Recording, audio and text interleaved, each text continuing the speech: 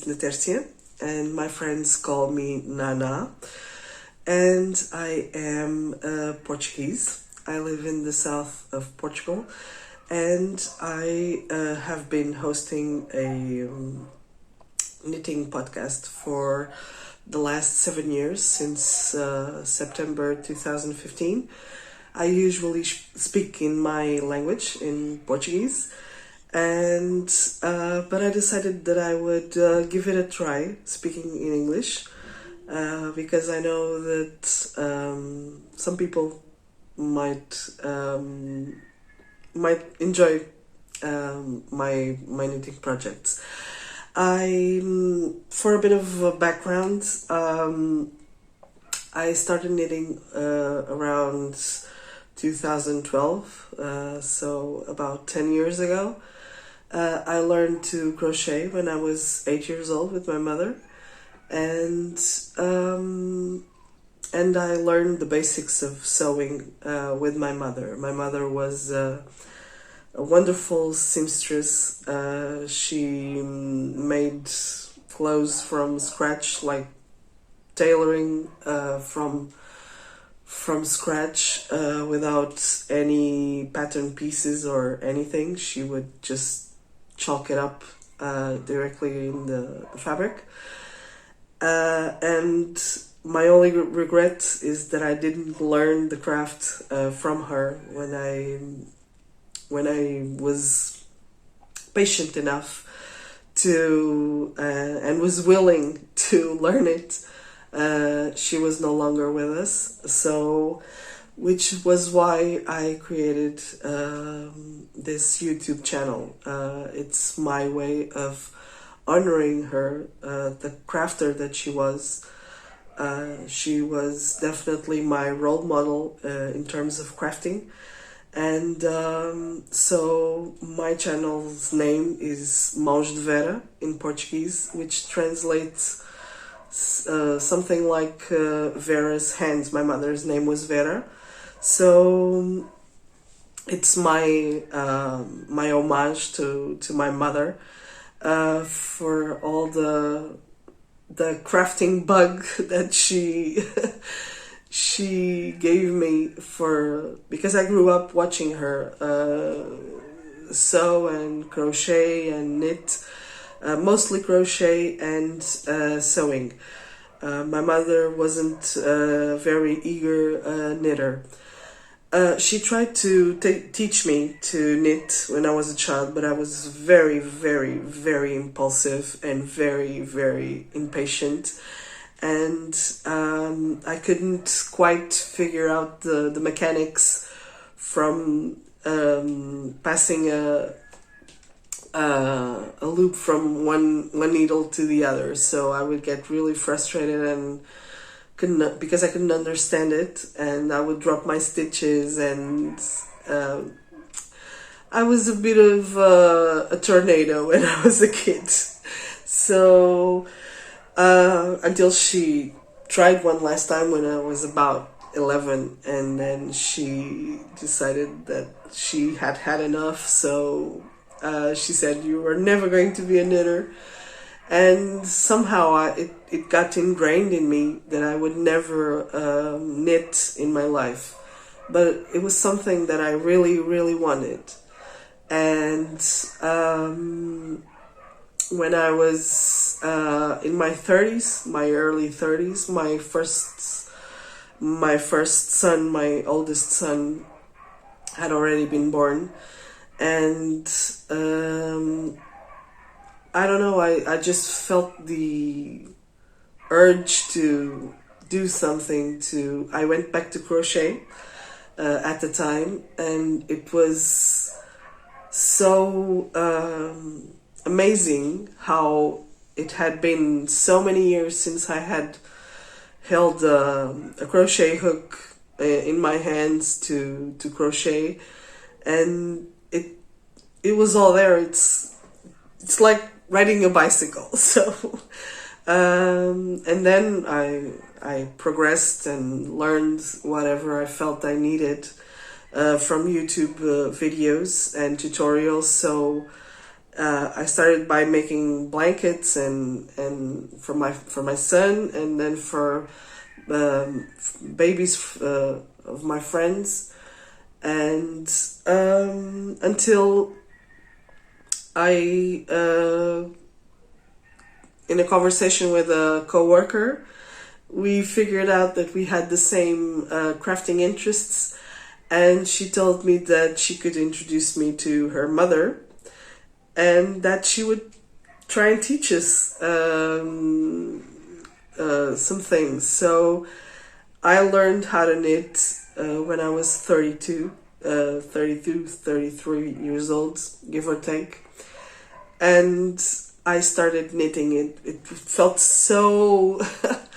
I felt so amazed how easy it was, and it opened up so many possibilities, and I started knitting, and I never stopped ever since. In fact, crochet was my go-to craft. I would sew once in a while because I had a small child. He's now 13, almost 14, so I didn't have much time to cut up pieces and join pattern pieces and things like that. I would have to do it in stages. I would join the pattern pieces one day, and then probably 2 weeks after I would finally cut the fabric, and until I could manage some time to sit down at the sewing machine. Sometimes months went by. So sewing, although it was easier and faster, crochet was much more portable, and I could take it on the go. So I always had a project, crochet project with me. I made blankets, I made hats and boots and amigurumi dolls for my kids. So it was really something that brought me back to crafting, to making things by hand, and it was an open new world for me, because I was completely convinced that I wasn't creative enough, that I wasn't a very creative person, and figuring out that in my 30s that I had so much creativity bottled up in me was a really amazing discovery about myself. So, and going back, sorry, I went on a tangent here. Going back to when I learned to knit, I started knitting, and I haven't stopped since.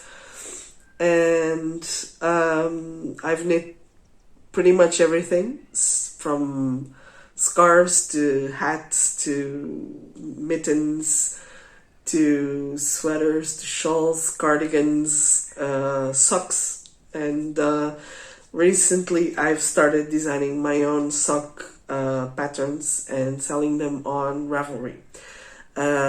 This month I've published my second sock pattern with the help of a Portuguese yarn company, Rosarios 4, who has a program of yarn support for designers, which is a tremendous help for people like me that want to design their own projects. So I've published that pattern. My socks are called Spiga, which translates to kernel. So if you want to check it out, it's in my Ravelry store. I will leave the link below so you can check it out if you like. And I will be making some videos in some podcasts in English, but I will keep up my regular program in my Portuguese spoken videos. So usually I'm a bit of a talker. I tuck by the elbows, like they say. Here in Portugal, we tuck by the elbows.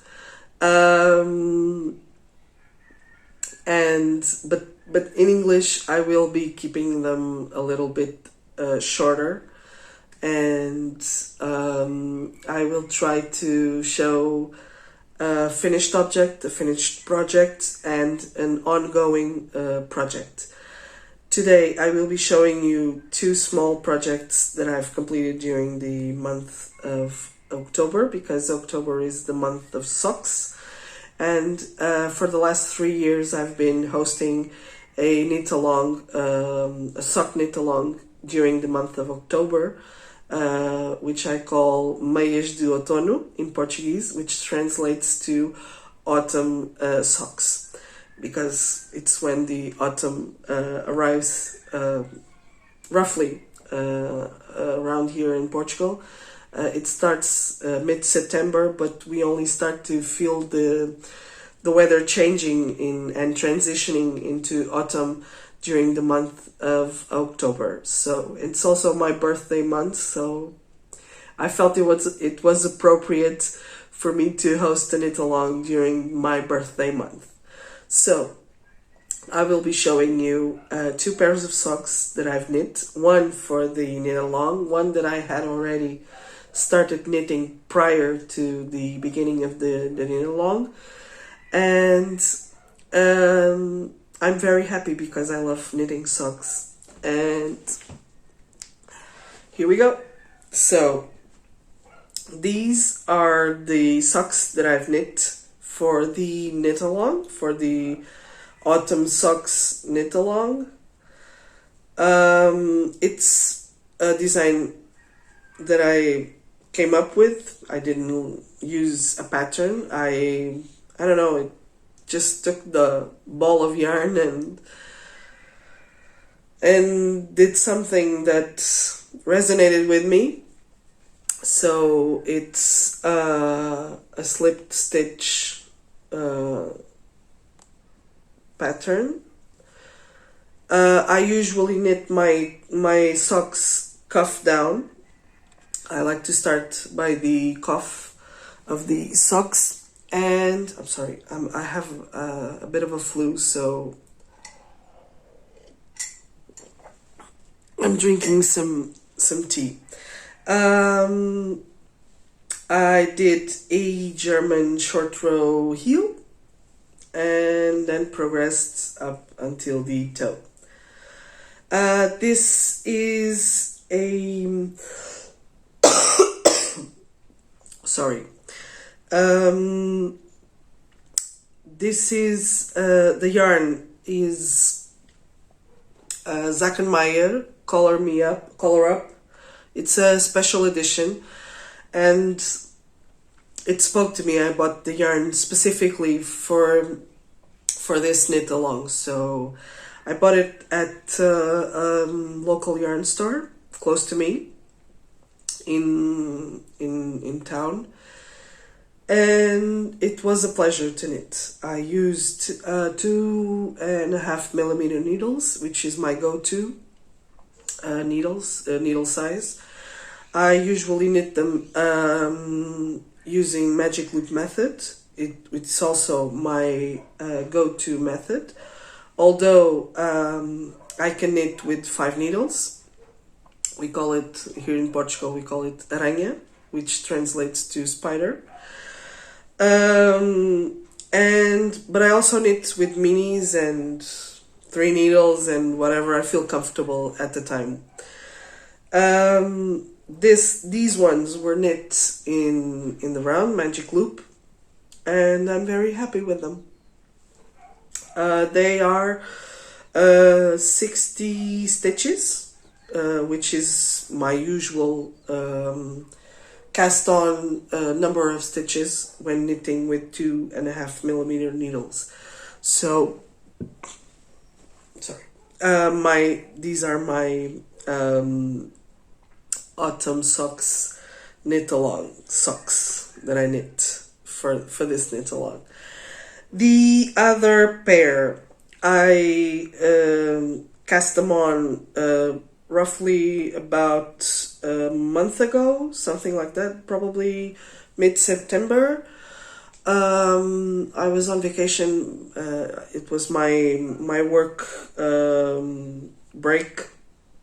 I usually take my break in September because I live in the south of Portugal and it's a very touristic region, and I usually prefer to take my holidays in September because the number of people visiting the region has slowed down, and I can finally enjoy the beaches and everything. So in my region. So these are a collaborative socks. They were the result of 5 people coming together to design a pair of socks. So they are colorwork socks, and each of the 5 knitters designed a small patch of these colorwork combinations. They are completely asymmetrical. They are not the same. And at first, they were meant to be the same. I knit one at a time, so... but then when I was halfway the second one, I got distracted, and I really forgot where I was on the colorwork scheme. So when I figured out I wasn't following the same sequence of the colorwork scheme, I had already done this whole section here. So I pondered on frogging it back, but then I decided it wouldn't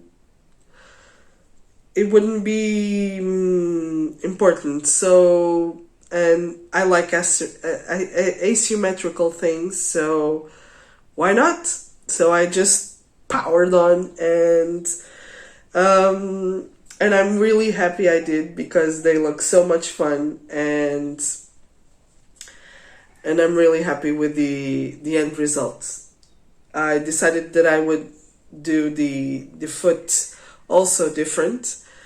So I'm really happy I got distracted and ended up with this pair of socks that are completely unique. I used a yarn that I bought at the chain store, a supermarket chain store we have here in Portugal, which is Aldi. And every now and then they have sock yarn to sell during this month, the month of October, and during the month of March, they have cotton yarn for projects that I've bought and I've used before, and it's a relatively inexpensive yarn and has really good quality. So collaborative socks with the help of 4 other Portuguese knitters, and more to be made in the future, I believe, because it was really fun to see what the creativity of each of us could join together in this beautiful project. In my needles, I have another pair of socks that I cast on my birthday, and they're my birthday socks, as I call them. It's also something that I came up with, and I'm using. It's also it has also slipped stitches, and And I'm using this beautiful, beautiful self-striping yarn that was hand-dyed by a fellow knitter and a great friend of mine, which is Ponting Jovent. The brand is Ponting Jovent, which translates something like stitches in the wind, something like that, roughly. Tiny stitches in the wind. And she hand dyed them. And it was my birthday present, this ball of yarn. It's a sock yarn. And it has just my colors, blues and pinks. I like pretty much any color in the color palette, but I'm a real sucker for pinks and blues, and it has been a lot of fun to knit this pair of socks. This is just the first one. I'm going to start the heel now. I'm not sure yet what sort of heel I will be making. I usually go for fish lips kiss heel or for German short rows, but I don't know. Who knows? Probably a heel flap. I don't know. I'm not. I haven't decided yet. So let's see in the future. And this is my ongoing project, among many others. I'm a knitter that never has just one project on her needles. I usually have about 5 or 6 at the same time, because I like to have a project for each and every possibility. I always have a Netflix project because I love enjoying TV and series on Netflix and HBO. So I will always have a Netflix project that doesn't require much thought. I have I plan on casting on a sweater, 2 sweaters, in fact, one by Isabel Kramer and the other one by Andrea Maury. And I will probably show you that some other time in the future. And now I would like to talk to you about something that I usually do when I have the spare time, which is not that much, considering that I have a full-time job, a husband, and 2 boys, 2 kids. And I like to knit, and I like to watch TV, and I'm a bookworm, so I have too many hobbies and very little time. But I'm also a very big fan of journaling. I've adopted the bullet journal method about 9 years ago, and I love it. And I usually did it before. I always kept journals from a very early age. And although I love Ravelry very much, and I'm a very big user, you can find all my notes on my projects. I usually try to put as much notes as I can in my projects. But I like to do it also in the analog way. So I would like to show you a bit of my knitting journal. It's something that I've started at the beginning of when I started my crochet projects. And I have this big folder. This is my first folder. I have a second one that I've started because this one was getting way too stuffed. And I have to spend some time with it to update it. But I would like to show you what I usually do for my knitting journals. Let me see. A big one. So this was, let me see here. This one is nice. It's good. So what I usually do, oh God, I have to set it down. Sorry. I have these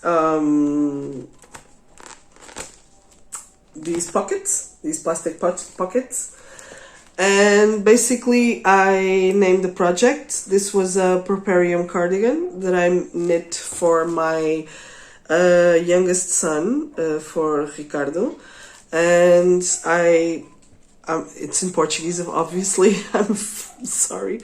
I'll try to translate it. I write down who it was made for, when I started, when I finished. I put the yarn labels here and tuck them with the washi tape. Another something I really like.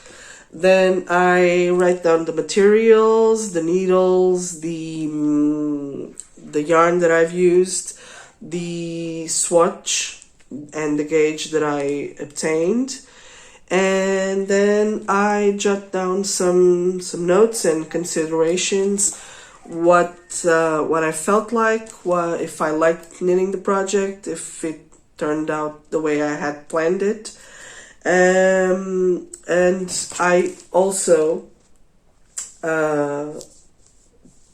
put the swatch here because I keep all my swatches. I rarely frog my watches because I tend to knit projects using the same yarn. So it's a way for me not to have to knit another swatch to know the gauge. I only knit a second swatch to know my gauge if I change the needle number. But other than that, it has been very helpful because I've had situations when I wanted to just cast on the project and I already had the swatch made for a different project that I had already completed, and it was very helpful to just go down there and get the information ready and not have to cast on a swatch to know what my gauge was.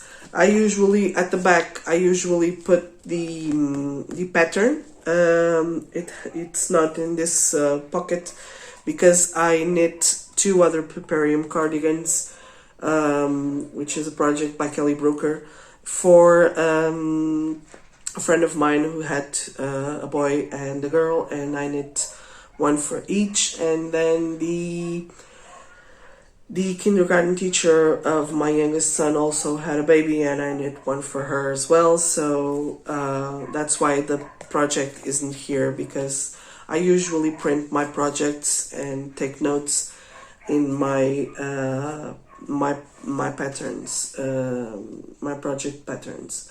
So this is my knitting journal. I have a pocket for each and every project I've knit since the beginning. I have to update it and keep it a little bit more tidier and complete. So how do you journal? Do you have a knitting journal? Do you keep your knits all on Ravelry, or do you keep your swatches or not? How do you store them? I would like to know. So please leave a comment and tell me how you do that. And lastly, I would like to show you a book that was a birthday gift from 2 of my crafting world friends, and since I'm planning on designing some other projects in the future for sweaters and cardigans, they offered me this book by Amy Herzog, Knitwear Love. and it's a very interesting guide. I've just started to read it and explore it, but it's a very interesting guide to garments, to knitted garments, shapes and types of colors and sleeves and how to shape the garments so they can fit you better. And that is something that I'm really interested in since I plan on designing a few more projects. I hope you enjoyed this podcast, and I will see you soon. Bye.